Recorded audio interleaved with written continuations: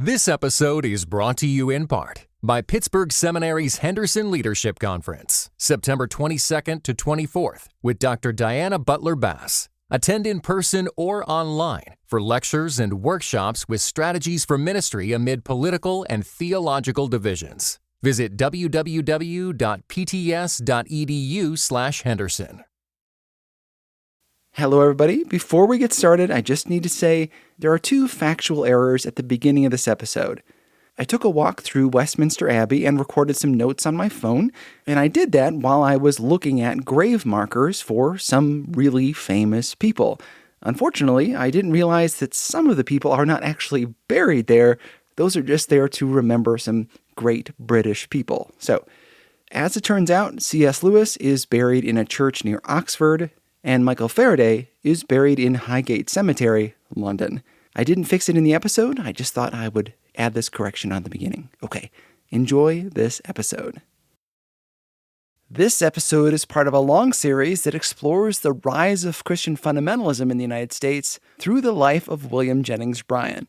It can stand on its own, but when you're done, go back to the beginning of Season 5. What you're about to hear is from a video I took on vacation to London, England. I was there with my good friend Jackie, who longtime listeners may recognize, and my buddy Luke. Yeah, where are we at, Jackie? We're at Westminster Abbey, which is amazing. Westminster Abbey, the place where kings and queens go to get married. A big, beautiful church built in 1065 by Edward the Confessor. Is this where they filmed Downton Abbey? I think so. I'm trying to see if I can get a really bad look out of Luke. I don't know. Now, Real go negative. easy. Not only am I a podcaster, but I'm also an improv comedian and can't help but try to crack jokes. Anyhow, the next day, Jackie and I decided to go inside the church and have a look. It's a great audio tour, by the way, and describes all kinds of symbolism and some of the many statues. Westminster is the final resting place for nobles, royals, and famous people. C.S. Lewis, one of my favorite composers, Ralph Vaughan Williams, and famous missionary, David Livingstone. You might remember him from the King Leopold's Ghost episode from last season. Many scientists are remembered there. Isaac Newton, Michael Faraday, and one that genuinely surprised me, Charles Darwin. All right, so I am in Westminster Abbey, talking very quietly into my cell phone, but we are standing right near the marker of Charles Robert Darwin. It's funny to be in Westminster Abbey and see the tomb of a man who so many Protestant evangelicals credit with their persecution, quote-unquote persecution, in the United States. It's a beautiful gravestone. I've taken a picture. I'll post it on the website. Known as just a few hundred feet from the entrance. It's one of the first things you see when you come here, and tourists are, it seems, almost constantly taking pictures of him. It seems to be Darwin's stone that people are most drawn to here. Kind of a surprise. How many Protestant evangelicals gnash their teeth when they think of this man? And here he is, remembered in the floor of one of the most visited churches in the world. Now, what led this man to being remembered in this way?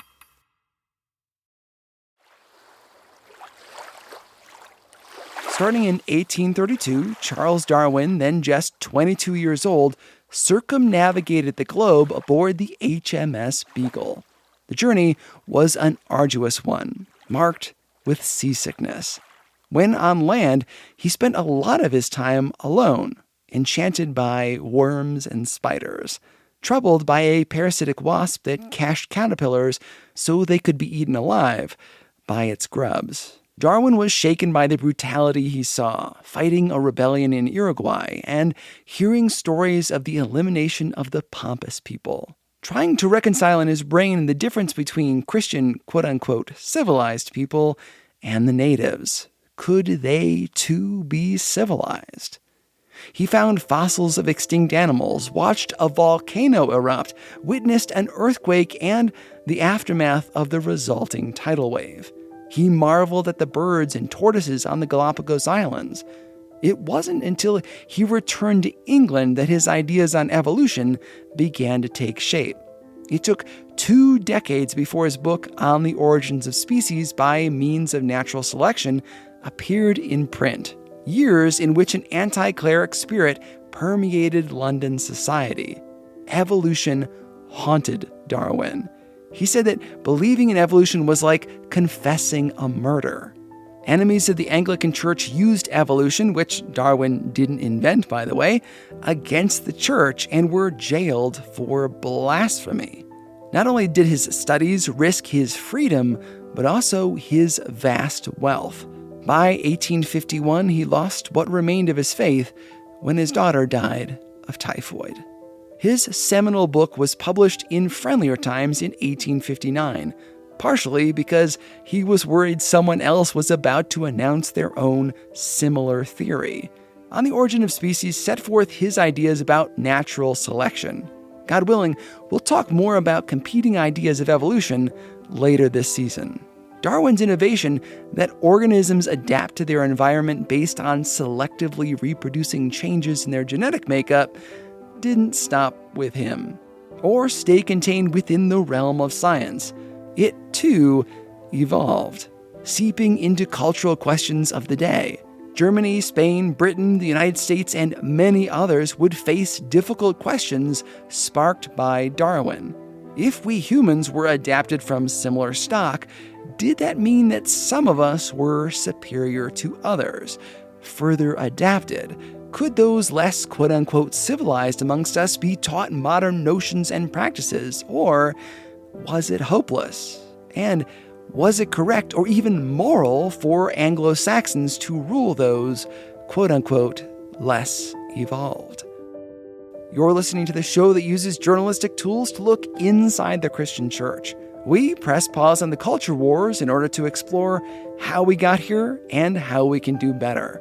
I'm Chris Starrin, and this is Truce.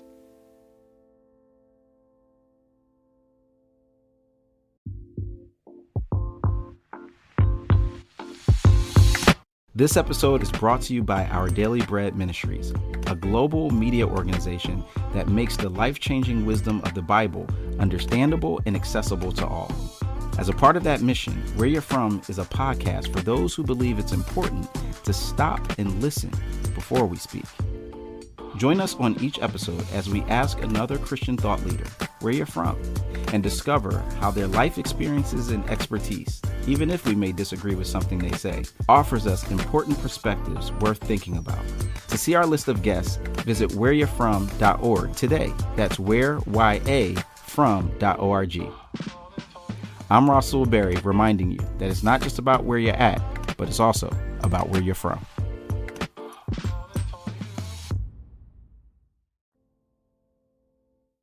Here are some really, really tough questions. Be honest with yourself. You don't need to share your answers with anyone else. Let's do some self-examination. Is one race better than another? Is one religion? If so, which one? And in which ways? Is one economic system better than another? Is one system of governance, like a democratic republic in the United States, or socialism, or monarchy, or theocracy, or communism, best? I'll put those questions in your show notes in case you want to revisit them.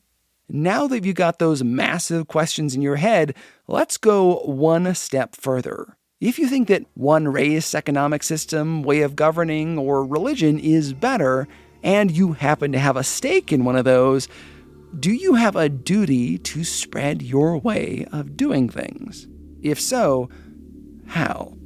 Maybe passing out flyers, evangelism, having a ton of babies so your bloodline continues. Are you willing to go to war to disseminate your ideas? What about to defend them? These are big questions, questions that have shaped the history of the world. They certainly drove the last decades of the 1800s. One way of answering those questions was with a resounding yes. These guys said there is a superior race, economic system, governing model, and religion. This was the belief held by those who subscribed to social Darwinism. Roughly, it's taking the natural selection idea from Charles Darwin and applying it to society. If some of us have adapted to be more civilized, living in houses, designing great architecture, writing music, worshiping the right God, then we must be genetically superior to those less enlightened people. Once you buy into that concept, you can use it to justify a lot of behavior, even behaviors that seem to contradict each other. There were two different competing interpretations of social Darwinism. We've heard this season from a Chris Evans, who is not an Avenger, and now a Paul McCartney, who is not a Beatle. My name is Paul McCartney. I'm not the singer one. Next week, get ready for humanities professor and theologian Elvis Presley. I'm just kidding. McCartney is a professor of political science at Towson University, and he's written about the War of 1898, especially the role Christians played. This war, or series of wars, depending on how you view it, are emblematic of what was to come, and set the stage for fundamentalism.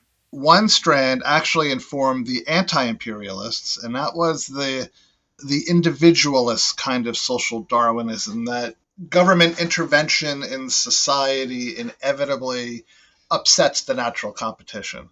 For those social Darwinists like William Graham Sumner, who became a pretty leading anti-imperialist, there was a recognition that a successful imperial policy required a large active government, which was antithetical in their philosophy to a just Darwinian order. This first interpretation of social Darwinism was essentially a libertarian one.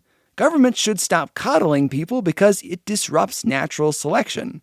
If governments intervene, the cream doesn't rise to the top. And since, in this view, government is against the betterment of the species, we should oppose the expansion of empire, because then governments only get more powerful. That's the anti-imperialist view. Then there was the second view of social Darwinism, the more popular of the two, and the one that William Jennings Bryan opposed to his dying day.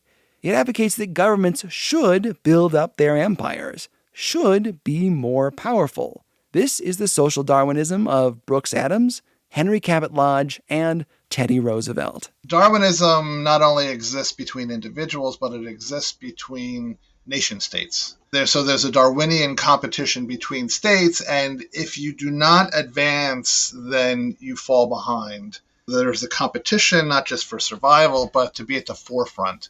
That is an important nugget. Not only under this theory can organisms evolve, but so can nations. Either your nation is getting more civilized, more cultured, let's have some tea and go to the opera, bigger, better, faster, stronger, or it's falling behind. Come on, guys, wait up! Nations, then, have an obligation to rise higher on the food chain. In Teddy Roosevelt's estimation, it was the duty of civilized countries to take a paternalistic position.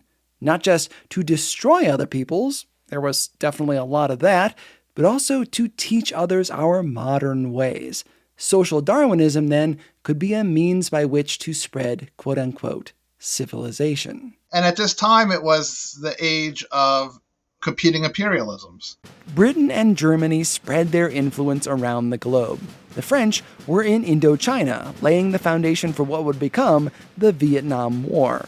King Leopold II of Belgium established his secret slave system in Congo to harvest rubber. And the United States expanded across the West and into Mexico. The Spanish-American War would be a bold move for the United States, claiming lands across the open water, not attached to the mainland. In the late 1800s, colonies were a sign of power. Really, most importantly, is because it pervaded all aspects of American thought and culture, the Darwinian mindset shaped views of race, and race was a very fine-tuned science of the time. We would say it's a pseudoscience now because it was. Where, for example, in going into war against Spain, part of the justification was that they were an inferior race, the Anglo-Saxons versus the Spanish race. Forgetting, of course, the Cubans and Filipinos who were caught in the middle. These American macho men wanted to go toe-to-toe with Spain, a nation on the decline as a global power. So we were more advanced. There was the a religious connotation of God had chosen America to lead to the progress of mankind, and all packaged together between race and religion and liberal democratic norms, like Enlightenment thinking.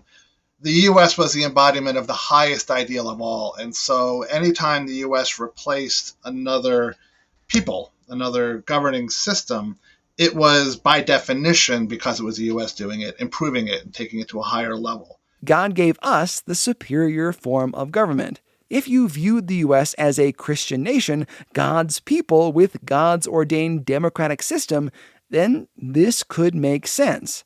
We were the superior beings. It was seen as our duty to spread our way of doing things. It absolutely conditioned Americans to view opportunities to expand as morally good, not just okay and justified, but a positive benefit to mankind. The 1890s brought with them a desire for war. Not just war with Spain, but like any war. Theodore Roosevelt, not yet the politician he'd become, and his friend Senator Henry Cabot Lodge were two such men. Together, they wrote a book aimed at young boys called Hero Tales in 1895, a collection of 26 short biographies, each aimed at inspiring young boys to greatness, most of them about dudes in combat. Decades removed from the Civil War, and with many of the battles with Native Americans in the past, some Americans feared that men were growing soft. Women exerted more influence on society, which some saw as a threat to manhood. Roosevelt and Lodge read a highly influential book of its time, Alfred Thayer Mahan's The Influence of Sea Power Upon History. In it, Mahan argues that the Anglo-Saxon race could best dominate the world by sea power. One author referred to Mahan as the most influential naval officer in history. His ideas were so far-reaching that Kaiser Wilhelm of Germany claimed he wanted to learn it by heart and sent a copy to every ship under his command. Senator Lodge, inspired by the book, spoke on the Senate floor for 3 days in 1895, preaching what he termed the large policy. In it, he laid out his desire for the United States to take Hawaii, Cuba, Puerto Rico, and build the Panama Canal. It is the sea power which is essential to the greatness of every splendid people. We are a great people. We control this continent. We are dominant in this hemisphere. We have too great an inheritance to be trifled with or parted with. It is ours to guard and to extend. He and Roosevelt were called Jingos and relished in the title. Their social Darwinism, and those of men like them, taught that if we were superior in our society, race, and economics, we were then justified in using war to spread those ideas. Now, that is a tidy little box to fit all this into. That people champed at the bit to go to war, so we invented a reason to fight with Spain. Perhaps on trumped-up reasons involving our superiority to the Spanish people. And that's how we entered the Spanish-American War.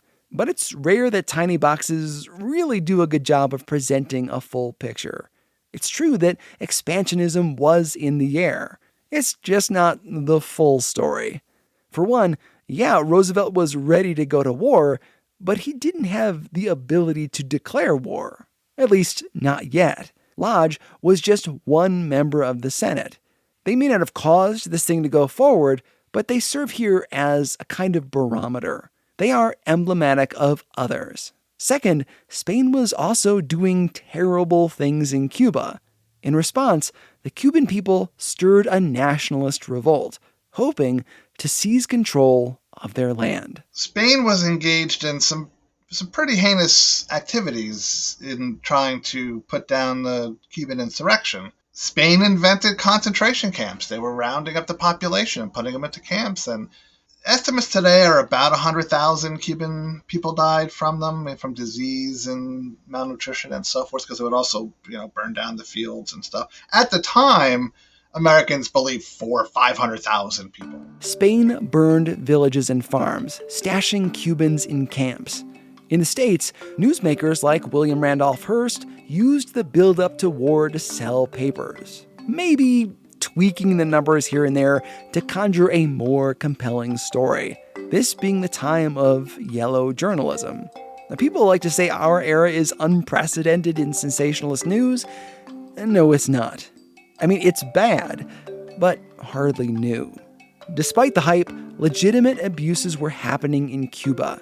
Spain beat back people who wanted control of their own country. Now, ask yourself, how can we let this morally retrograde country do this 90 miles from our shore? What kind of country are we to let this happen? We have a duty to intervene to stop this. That's what people said when they read about the atrocities going on in Cuba. It wasn't just politicians and papers who encouraged an entrance into the fray. Preachers were very enthusiastic in pushing this line forward. Which may come as a shock. Ministers standing before their congregations and advocating for war. It wasn't the first time, of course. I mean, think of the Crusades. Some preachers advocated the American Revolution, though not nearly all.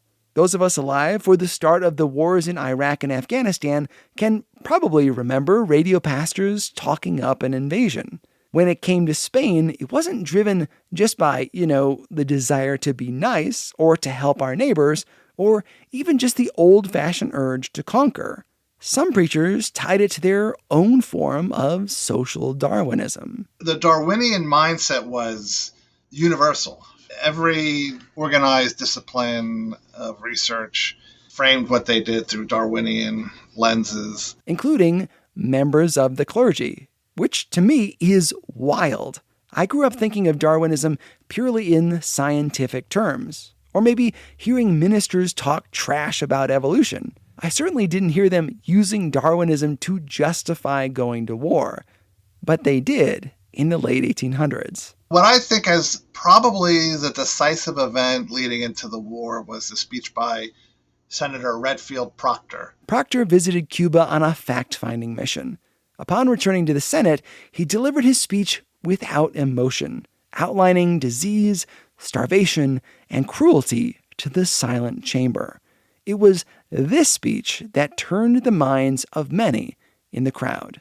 With large families, or with more than one in this little space, the communist sanitary provisions are impossible. Conditions are unmentionable in this respect, torn from their homes with foul earth, foul air, foul water, and foul food, or none.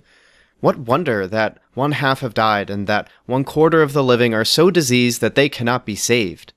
A form of dropsy is a common disorder resulting from these conditions. Little children are still walking about with arms and chests terribly emaciated, eyes swollen, and abdomen bloated to 3 times the natural size. The physicians say these cases are hopeless. Deaths in the streets have not been uncommon. I was told by one of our consuls that people had been found dead about the markets in the morning where they had crawled hoping to get some stray bits of food from the early hucksters, and that there had been cases where they had dropped dead inside the market, surrounded by food. It was one thing to learn about suffering, but suffering isn't always enough to get the U.S. to fight. There is another event that nudged the United States to war: the sinking of the Maine. It was February 15th, 1898. An American ship patrolled the waters off the coast of Cuba, the HMS Maine. America was on alert. The German Navy hovered somewhere nearby, waiting for Cuba to fall so they could swoop in, claiming it for their own. It was also there to keep an eye on the Spanish Empire, their concentration camps in Cuba, and to protect American interests on the island. At 9:40 p.m., the ship exploded. Gunpowder ignited, killing 268 men by the flame, shrapnel, or by drowning. A month later, the Naval Court of Inquiry established that the ship was destroyed by a mine. They didn't blame anyone in particular, but Americans believed Spain was responsible. We know now that that is not the case. The ship's designers made a seemingly obvious mistake by keeping the gunpowder in the chamber next to the coal. A fire in the coal room meant an almost guaranteed explosion, a fact Roosevelt, as the Assistant Secretary of the Navy, had been warned about the very day of the sinking. It didn't matter. Americans were ready for a fight. Proctor's speech, delivered just a few weeks after the explosion, nudged them in that direction. And I think that this position, and especially the segue into supporting imperialism, was made much easier by the fact that the decisive battles were really quick, easy, and painless. So we wiped out Spain's Pacific Fleet in about 5 hours with no casualties, and then we wiped out their Atlantic Fleet in a battle of similar length with only one casualty. So it's like, well, God ordained us to do this, clearly. We are the vessel by which we can replace Spain's backwards, decrepit, medieval rule over these poor people with our own. Though the fighting in Cuba was over relatively quickly, it was not the end. Not by a long shot. Not only did we take Cuba, but also the Philippines as well as Puerto Rico. To me, this has always seemed like a weird logical leap. The fight for independence was in Cuba. Why did the U.S. occupy a chain of islands on the other side of the world? There happens to be a really interesting theory I would never have guessed myself. As you know, the U.S. was in a constant state of economic turmoil. Steep gains followed by sharp losses. Recession after recession. There were lots of ideas about why the U.S. kept falling into these nasty downturns. One was the glut theory. One of the theories explaining the economic hardship at the time was the glut theory, that there was a glut of goods and we needed an outlet for them. We needed a place to send them. And China had really come on the radar as the place to put them. And so the Philippines and Hawaii, which were not part of the war, but which we adopted as a colony during few months of war was going on, were seen as way stations for projecting our force across the Pacific. This fit nicely into Henry Cabot Lodge's large policy. It wasn't imperialism like the British. Instead, Lodge envisioned American possessions around the world protecting open trade. If the Americans kept getting in economic trouble because we had too many goods sitting around with no outlet, trade with other countries could be the key. So yeah, the U.S. jumped in to help Cuba. But the Philippines were an appetizing gateway to China. If we took control of the Philippines from Spain, we'd open up trade in Asia. In the minds of some, that was more than enough reason to grab the Philippines as well. Then there was the desire from corporations to oust the Spanish from Cuba. The HMS Maine had been there in part to protect corporate interests. The sugar trusts, who were politically very well connected, and they were, so with the reconcentration policy in Spain burning all the crops, they were burning the crops of a lot of American corporations. The sugar industry benefited from us taking control of Cuba and protecting their holdings. If we could get goods to China via the Philippines and Hawaii, we could dominate economically. Not everyone had such a clear take on what to do, like William Jennings Bryan. He had a complicated relationship with the war. Bryan was a lifelong enemy of social Darwinism. As a believer in the social gospel, he believed it was our God-given duty to help those less fortunate, not to conquer them. While not a pacifist, he opposed the horrors of war, preferring to broker peace whenever possible. But when it came to the Spanish-American War, Bryan was on board. Humanity demands that we must act. Cubans were, after all, suffering. He agreed on that point. But he didn't want to swoop in and keep Cuba. Bryan opposed the Republican drive to increase our standing army. He characterized militarism as an unchristian tool of the upper classes. In Congress, there was a vocal group that opposed the war, seeing the conflict in Cuba and the Philippines as against the best interests of the United States. But their reasons were not always so pure. Among those who opposed the imperial consequences were the most racist and the least racist. The imperialists they're just a generically racist, that we're better and we'll uplift you and aren't we good, we're the nice superior race. But the hardcore racists were opposed because they said we cannot let these inferior races join the body politic. There's no way they could qualify for citizenship. All they'll do is degrade us and blah, blah, blah. In their minds, if we took Cuba, Puerto Rico, Hawaii, the Philippines, and more, what were we going to do with the people who lived there? Should they become citizens? Could white Americans accept a vast new population of brown-skinned people? Should we let them vote? Race was definitely a factor, as is maybe best and worst exemplified by a speech from South Carolina Senator Benjamin Tillman in 1899. With 5 exemptions, every man in this chamber who has had to do with the colored race in this country voted against the ratification of this treaty.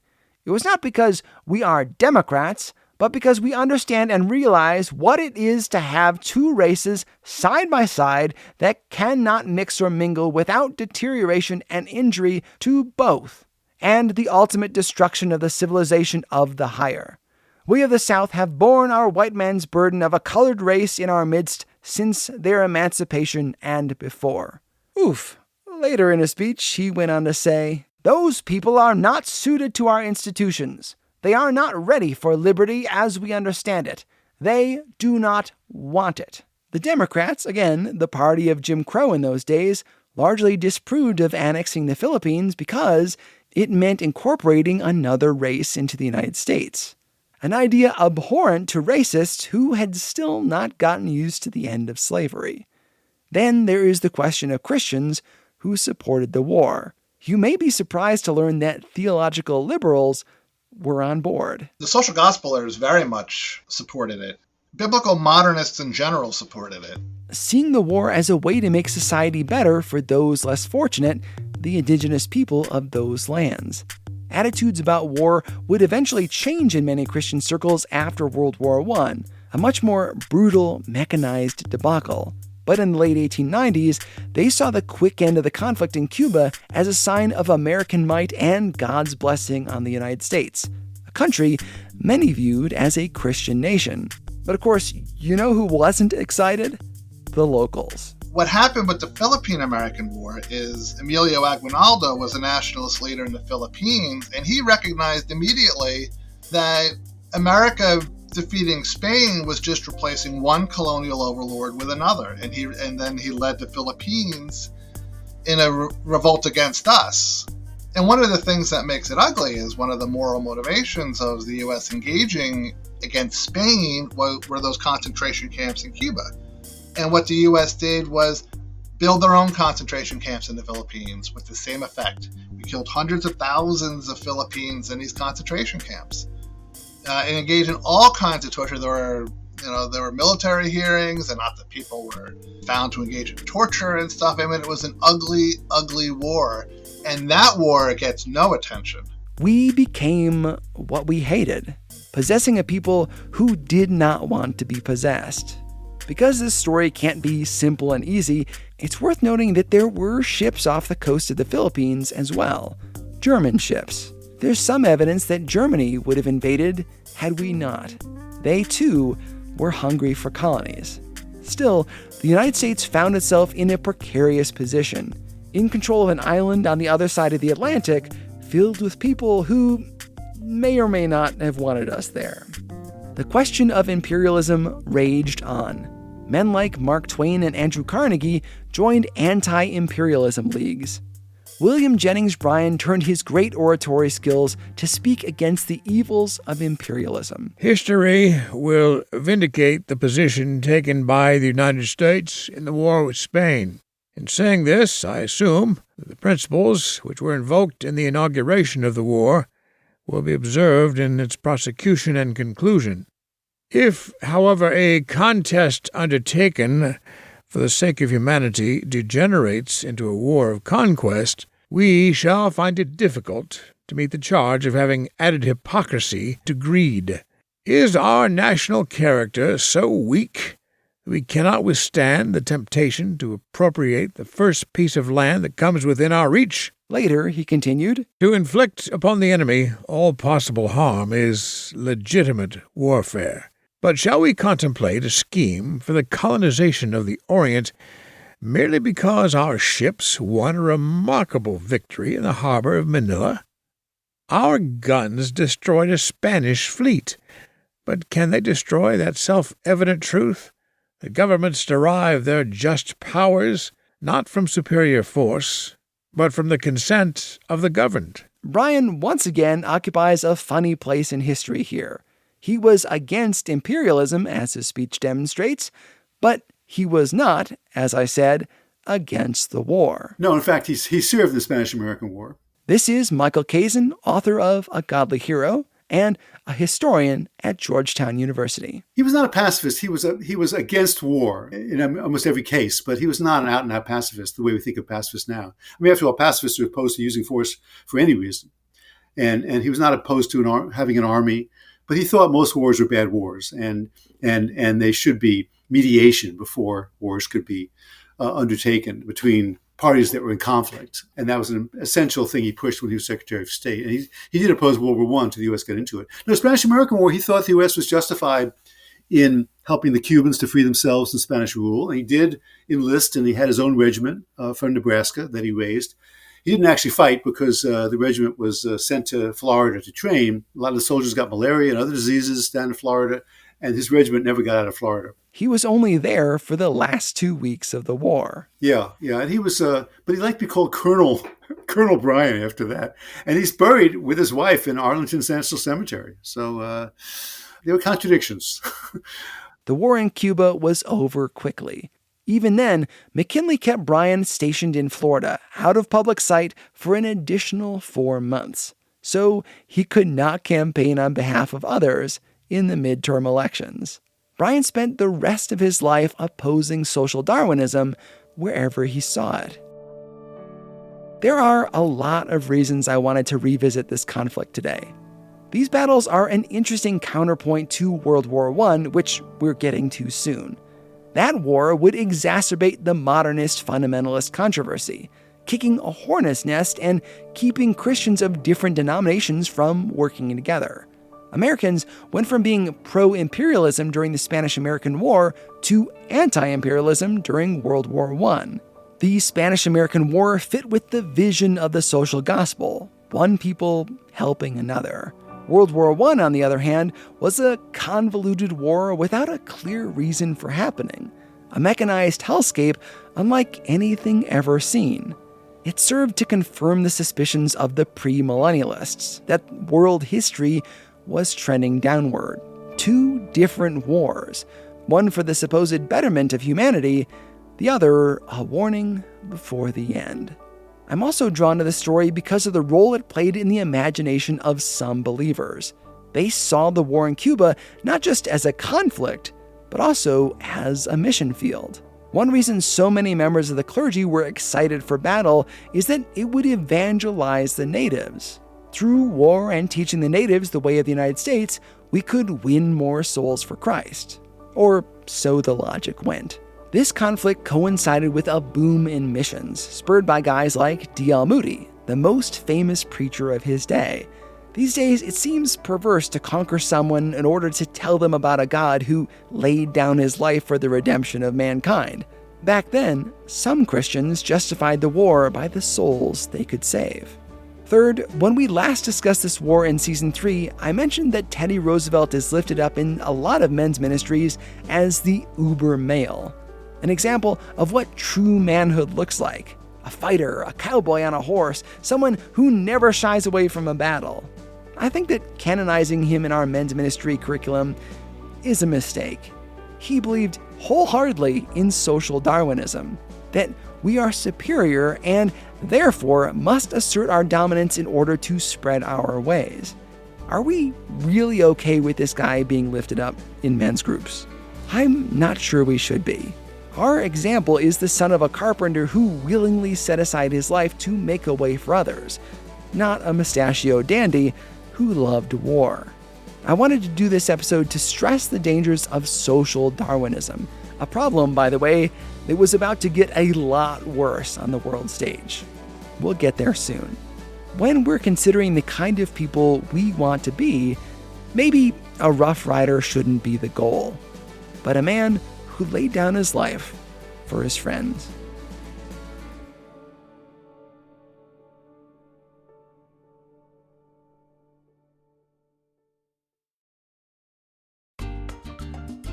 Special thanks to Paul T. McCartney, author of Power and Progress, American National Identity, the War of 1898, and the Rise of American Imperialism.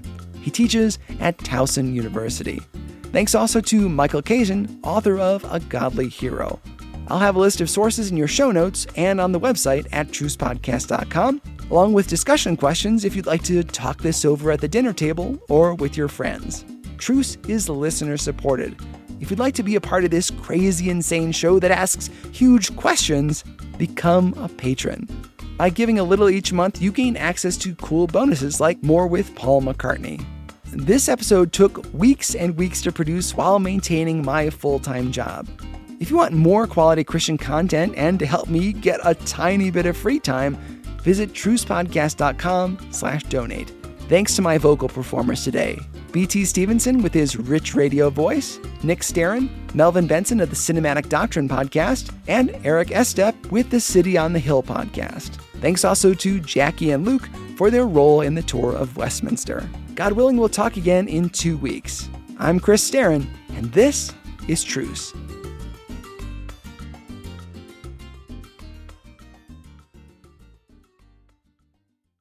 This episode is brought to you by the Compelled Podcast. What would you do if you came face to face with a murderer sent to kill you for being a Christian? For Virginia Prodan, that question isn't hypothetical.